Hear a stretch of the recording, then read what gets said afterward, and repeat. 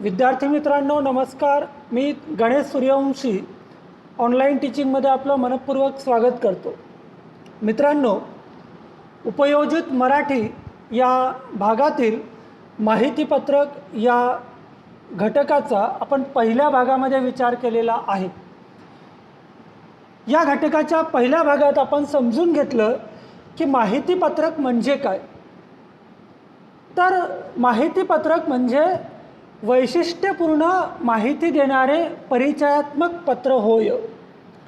एखादी वस्तू, उत्पादन, सेवा, संस्था यांच्याविषयीची वैशिष्ट्यपूर्ण परिचयात्मक जी माहिती असते ती माहितीपत्रकामध्ये दिली जाते. आजच्या जागतिकीकरणाच्या, व्यापारीकरणाच्या, खाजगीकरणाच्या आणि उदारीकरणाच्या या जगामध्ये उत्पादकाला आपल्या वस्तू, सेवा आणि उत्पादनासंबंधीची, संस्थेसंबंधीची माहिती ग्राहकापर्यंत पोचवणं अत्यंत गरजेचं ठरलेलं आहे. आणि वाचकापर्यंत, ग्राहकापर्यंत ही माहिती लिखित स्वरूपामध्ये, वाचनीय स्वरूपामध्ये जर योग्यरित्या पोचत असेल तर साहजिकच त्याच्या नफ्यामध्ये ही वृद्धी होताना त्याला दिसून येत असते. म्हणून सद्यस्थितीमध्ये आणि भविष्य काळामध्ये देखील आपल्याला जर एक उपयोजित मराठी हा विषय शिकून आपल्याला एक उत्तम प्रकारची रोजगाराची संधी देखील उपलब्ध होऊ शकते. आपण तुमच्यासमोर एक माहितीपत्रक मी ठेवलेलं आहे. आधीच्या व्हिडिओमध्ये देखील आपण काही माहितीपत्रकं बघितलेली होती. या माहितीपत्रकामध्ये हुरडा पार्टीचं हे माहितीपत्रक आहे. म्हणजे एका कंपनीने, एका संस्थेने ही हुरडा पार्टी आयोजित केलेली आहे. म्हणजे एक साधारण घटना आहे किंवा एक सर्वसामान्य असा कार्यक्रम आहे, परंतु अशा कार्यक्रमाचं देखील माहितीपत्रक तयार करता येऊ शकते. याचं नमुनेदाखल हे माहितीपत्रक मी तुमच्यासमोर ठेवलेलं आहे.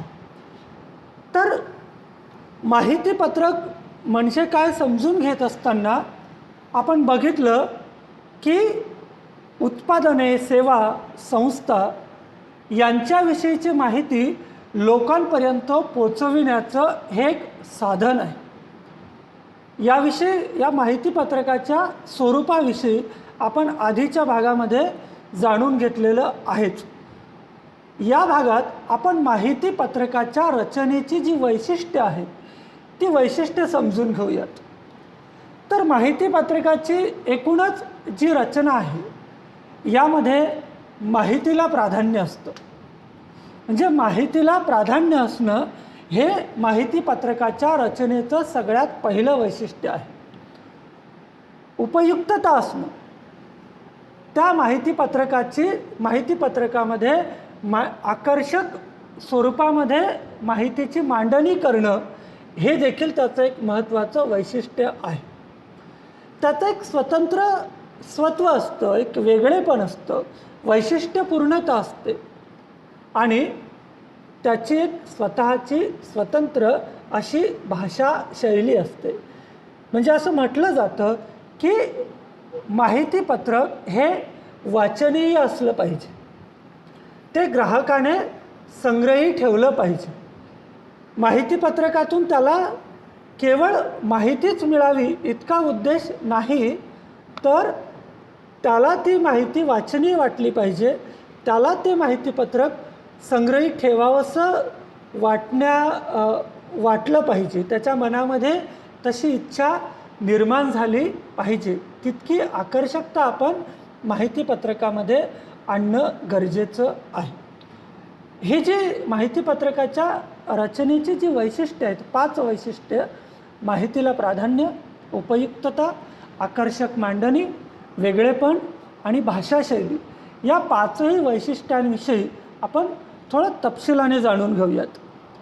तर पहिलं जे वैशिष्ट्य आहे माहितीला प्राधान्य.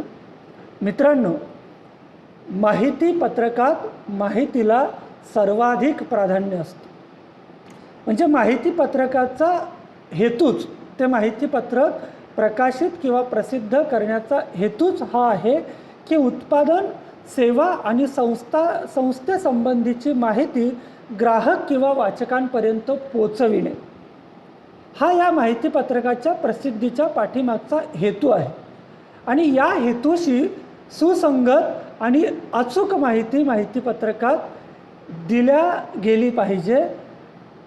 ती माहिती तशी दिल्या जाणं मिळणं हे ग्राहकाला अपेक्षित असतं.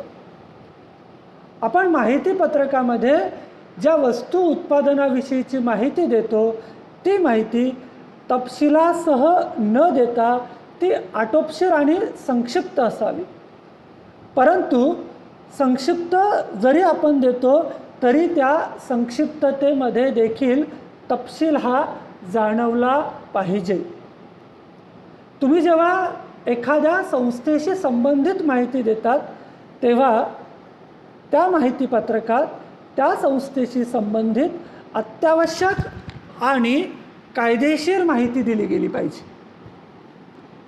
उदाहरणार्थ त्या संस्थेचा नोंदणी क्रमांक असेल, त्या संस्थेची नोंदणी दिनांक असेल, त्याचा दूरध्वनी क्रमांक असेल, तिथला ईमेल असेल, वेबसाईट, यासोबतच संस्थेचं एक बोधचिन्ह असतं.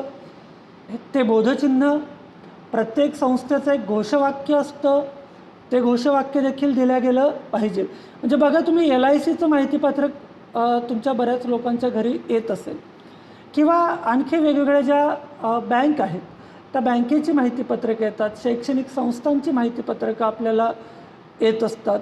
यामध्ये ही सगळी माहिती दिल्या गेलेली असते. यासोबतच सगळ्यात महत्त्वाचं म्हणजे संस्थेचा पत्ता असला पाहिजे. त्या संस्थेशी संबंधित जे पदाधिकारी आहेत त्या पदाधिकाऱ्यांची नावं देणं गरजेची आहे आणि त्या संस्थेच्या कार्यालयाची जी कामकाजाची वेळ आहे ती वेळ देखील माहितीपत्रकामध्ये असली पाहिजे. कारण ग्राहकापर्यंत तुम्ही पोचत आहात तर ग्राहकाला त्या संस्थेला जर भेट द्यावयाची इच्छा असेल तर त्याला तिथल्या कार्यालयीन कामकाजाची वेळ माहिती असणं गरजेचं आहे. मित्रांनो, आपण माहितीपत्रक तयार करत असताना आपल्याला त्या माहितीपत्रकात वस्तुनिष्ठ माहिती आपण देत आहोत का याची देखील आपण काळजी घेतली पाहिजे. माहिती वस्तुनिष्ठ तर असावीच, त्यासोबतच ती सत्य आणि वास्तव असावी. त्यामध्ये कुठेही कल्पनेचा भरणा किंवा अतिशयोक्तीचा भरणा असता कामा नये किंवा चुकीची माहिती देता कामा नये. म्हणजे तुम्ही एखाद्या हेअर ऑइल कंपनीची जाहिरात किंवा एखाद्या हेअर ऑइलचं उत्पादनाची माहिती जर देत असाल तर त्याचे जे काही फायदे आहेत ते फायदे जे होत असतील तेच दिल्या गेले पाहिजेत. चुकीची माहिती देऊ नये. आणि सगळ्यात महत्त्वाचं म्हणजे ती माहिती वाचनीय असावी आणि यासोबतच माहितीचा अतिरेक देखील करता कामा नये. थोडक्यात काय तर माहितीपत्रकामध्ये माहितीला प्राधान्य असतं आणि ती माहिती आटोपशीर, संक्षिप्त, सत्य, वस्तुनिष्ठ आणि वाचनीय असावी. यासोबतच अत्यावश्यक आणि कायदेशीर माहिती दिल्या जाणं गरजेचं आहे. बघा, आपलं दुसरं वैशिष्ट्य आहे माहितीपत्रकाच्या रचनेचं, ते म्हणजे माहितीची उपयुक्तता. आपण जी माहिती देणार आहोत ती किती उपयुक्त आहे हे देखील पटवून सांगितलं गेलं पाहिजे. जे माहितीपत्रक देखील उपयुक्त असावं. माहितीपत्रकाच्या उपयुक्ततेसोबतच त्याच्या परिणामकारकतेबाबत देखील त्या माहितीपत्रकाच्या निर्मात्याने दक्षता घेणं अत्यंत गरजेचं आहे. वाचकाला ती माहिती जपून ठेवण्याची आणि ती पुन्हा पुन्हा वापरण्याची इच्छा निर्माण व्हावी अशी उपयुक्त माहिती त्या माहितीपत्रकात दिल्या जाणं आवश्यक आहे. माहितीपत्रकात वाचकाच्या किंवा ग्राहकाच्या जिव्हाळ्याची माहिती दिली जाते, तेव्हा त्याचं अशी माहिती जर दिली गेली तरच त्या माहितीपत्रकाचं उपयोग मूल्य त्याला प्राप्त होईल. मित्रांनो, वाचकाच्या दैनंदिन जीवनातील समस्या, त्याच्या अडचणी, त्याचे प्रश्न सोडविण्यासाठी हे माहितीपत्रक किती उपयुक्त आहे असं त्या ग्राहकाला, त्या वाचकाला स्वतःहून वाटलं पाहिजे. आता समजा एखाद्या शहरामध्ये कृषी प्रदर्शन भरलेलं आहे. त्या कृषी प्रदर्शनाची माहिती या शहरी माणसांना तुम्हाला द्यायची आहे. खरं म्हणजे कृषी संबंधित जे क्षेत्र आहे ते ग्रामीण भागात आहे, परंतु कृषी प्रदर्शन शहरात भरलेलं आहे. तरी देखील शहरी माणसांना तिथे आकर्षित तुम्हाला कसं करता येईल? तर समजा तुम्ही जर त्यांना सांगितलं की तुमच्या पालेभाज्यांवर अतिरिक्त कीटकनाशके मारली आहेत का, दुधातली भेसळ तुम्ही कशी ओळखू शकतात, अशी वाक्य जर तुम्ही त्या माहितीपत्रकात दिलीत तर साहजिकच शहरी माणसं देखील कृषी प्रदर्शनाला मोठ्या प्रमाणामध्ये हजेरी देऊ शकतील. म्हणजे माहितीपत्रक तयार करणं हे देखील एक कौशल्य आहे. तुम्हाला तुमच्या परीक्षेमध्ये देखील एखाद्या उत्पादनाशी संबंधित किंवा एखाद्या कंपनीशी, एखाद्या संस्थेशी संबंधित माहितीपत्रक तुम्हाला तयार करावायचं आहे. आपल्या माहितीपत्रकाच्या रचनेची वैशिष्ट्ये समजून घेत असताना आपण तिसरं वैशिष्ट्य बघणार आहोत, ते म्हणजे वेगळेपण.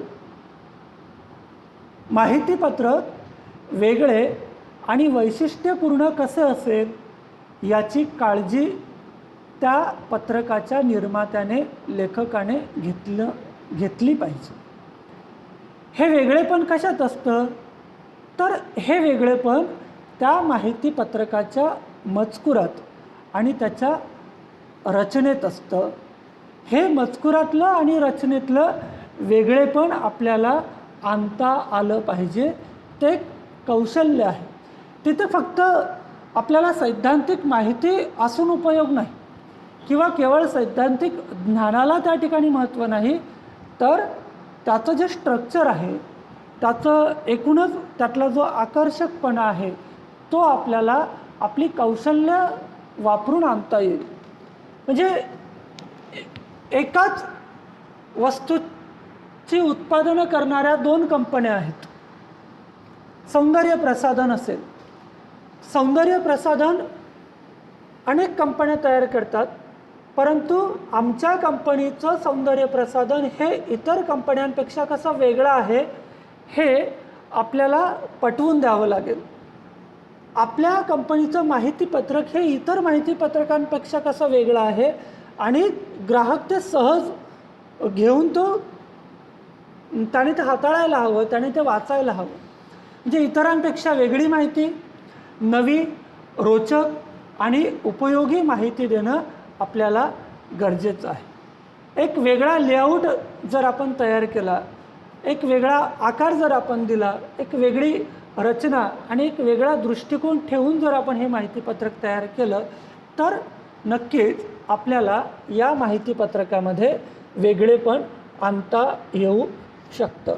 म्हणजे बघा, तुम्हाला शिवखेरा नावाच्या एका लेखकाचं एक खूप सुंदर पुस्तक, यू कॅन विन नावाचं जे पुस्तक आहे, ते पुस्तक जर तुम्ही वाचलं तर त्या पुस्तकाच्या पहिल्याच पानावर लिहिलेलं आहे की विजेते वेगळं काहीच करत नाहीत, तर प्रत्येक गोष्ट वेगळ्या पद्धतीनं करतात.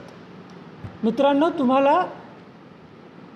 तुम्ही जी वस्तू तयार करत आहात किंवा तुम्ही ज्या वस्तूविषयीची माहिती देत आहात तशा अनेक वस्तू बाजारामध्ये असतात, स्पर्धक असतात. मी सुरुवातीलाच म्हणलं की जागतिकीकरणाचं युग आहे, इथे स्पर्धा असणारच आहे.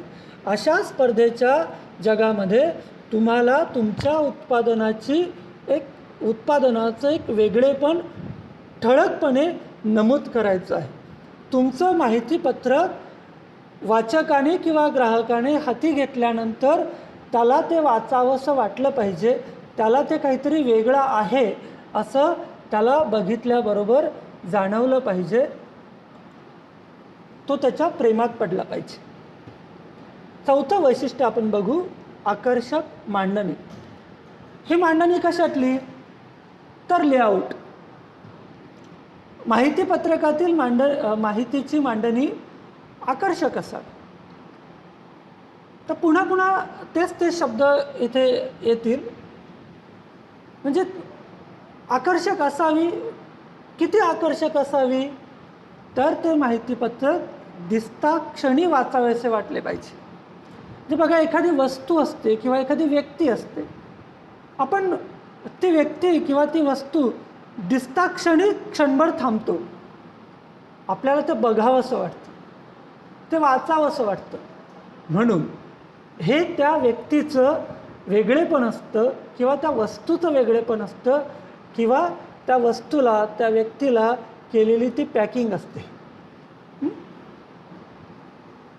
त्या माहिती पत्रकाच्या कागदाचा दर्जा जर आपण राखला तर देखील एक वेगळेपण आपल्याला मेंटेन करता येईल. त्याची छपाई रंगीत असावी. पहिले पान म्हणजे पहिलं पृष्ठ चित्ताकर्षक असलं पाहिजे आणि त्याचा आकार देखील योग्य असावा. तर बाजारामध्ये कागदाचे देखील वेगवेगळे पेपरचे प्रकार आलेले आहेत. आपण ते प्रकार व्यवस्थित इंटरनेटवरून बघितले पाहिजे, त्याविषयीची माहिती जाणून घेतली पाहिजे. वेगवेगळ्या आकाराचे कागद आलेले आहेत, वेगवेगळ्या साईज आहेत, त्या देखील आपण बघणं अत्यंत गरजेचं आहे.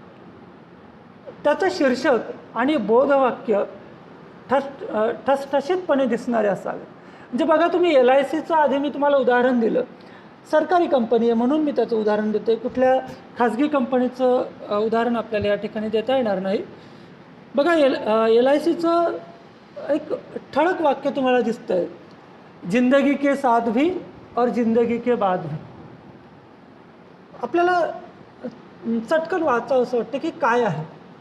किंवा वेगवेगळ्या बँकांची वेगवेगळी बोधवाक्य असतात, घोषवाक्य असतात, ती देखील आपण त्यासाठी बघितली पाहिजेत. माहिती पत्रकाची मांडणी ही वेधक करण्यासाठी गरजेनुसार त्या क्षेत्रातले कुशल कलाकार, चित्रकार आणि संगणक तज्ज्ञ आपण त्यासाठी मदतीला घेतले पाहिजेत.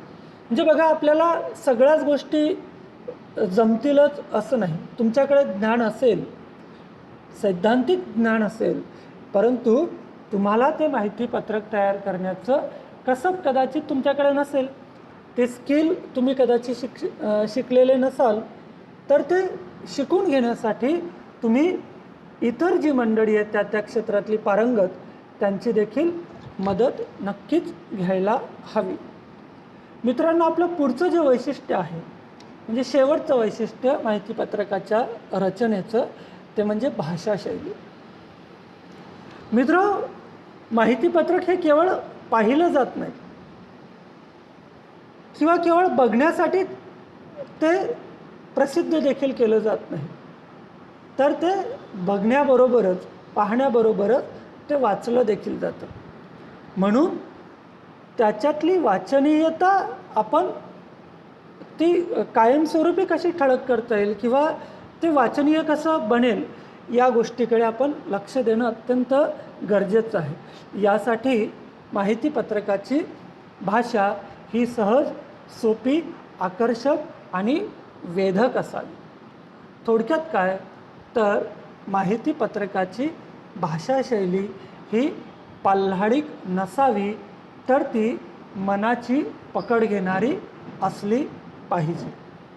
आपण माहितीपत्रकाच्या रचनेची जी वैशिष्ट्ये आहेत, 5 वैशिष्ट्य, त्या 5ही वैशिष्ट्यांचा या ठिकाणी विचार केलेला आहे. आता नमुना दाखल एक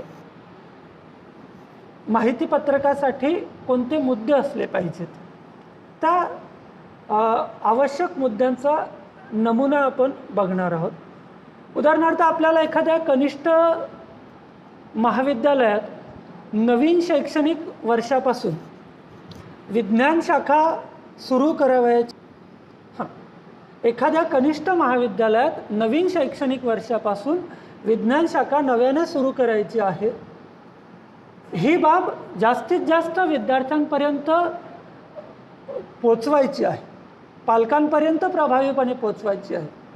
तर या कनिष्ठ महाविद्यालयासाठीचं माहितीपत्रक आपल्याला कसं तयार करता येईल, त्यामध्ये कोणकोणते मुद्दे असले पाहिजेत त्यांचा आपण विचार करू. बघा, या माहितीपत्रकात काय असेल तर ज्या संस्थेचं हे कनिष्ठ महाविद्यालय आहे त्या संस्थेचं बोधचिन्ह किंवा बोधवाक्य या माहितीपत्रकात असेल. त्या कनिष्ठ महाविद्यालयाचं बोधवाक्य आणि बोधचिन्ह त्या ठिकाणी दिल्या जाईल. यासोबतच संस्थेच्या महत्त्वाच्या पदाधिकाऱ्यांची नावं देखील तिथे दिल्या गेली पाहिजेत.